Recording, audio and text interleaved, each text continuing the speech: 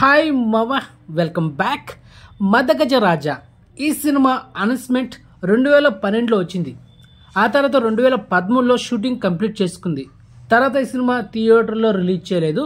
కొంత financial issue వల్ల, అదేవిధంగా తమిళనాడు గవర్నమెంట్ ఈ సినిమాని బ్యాన్ చేసింది, థియేటర్లో రిలీజ్ చేయకుండా ఆపేసింది.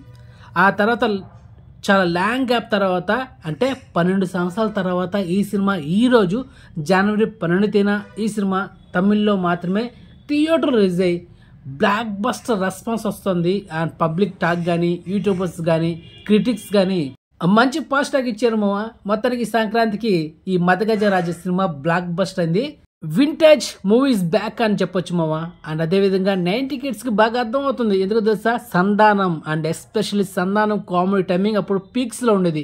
2012, 2010, 2015 వరకు సంధానం ఏ సినిమాలు ఉంటే ఆ సినిమా బ్లాక్ బస్టర్ అయింది మామ. 90% సక్సెస్ రేట్ ఉండేది సంధానం ఏ సినిమాలు ఉంటే ఆ సినిమా. అండ్ ఆ విధంగా మదగజ రాజా సినిమా అప్పట్లో రిలీజ్ కాక ఫైనల్లీ ఈరోజు రిలీజ్ అయితే ఈ సంక్రాంతి ఫుల్ కామెడీ ఎంటర్టైనర్ ఈ మదగజ రాజా.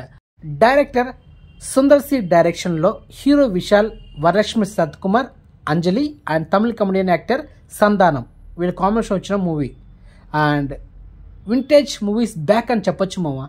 అండ్ అదేవిధంగా 90 కిడ్స్కి బాగా అర్థం అవుతుంది. ఎందుకంటే సంధానం ఉన్న ప్రతి ఒక్క సినిమా 90% సక్సెస్ రేట్ ఉంటుంది. తన కామెడీ పిక్స్ ఆ టైంలో ఒక లెవెల్ అనమాట. 2008 నుంచి 2015 ఆ ఇయర్లో సంధానం ఒక పీక్స్ లెవెల్లో ఒక టాప్ కామెడియన్గా ఉండేవాడు అనమాట. సో అలాంటి మూవీ ఇప్పుడు రావడం సంక్రాంతికి తమిళ ఆడియన్స్కి ఒక ట్రీట్. ఈ సంక్రాంతికి ఒక ఫీస్ట్ మూవీ మామ తమిళ ఆడియన్స్కి.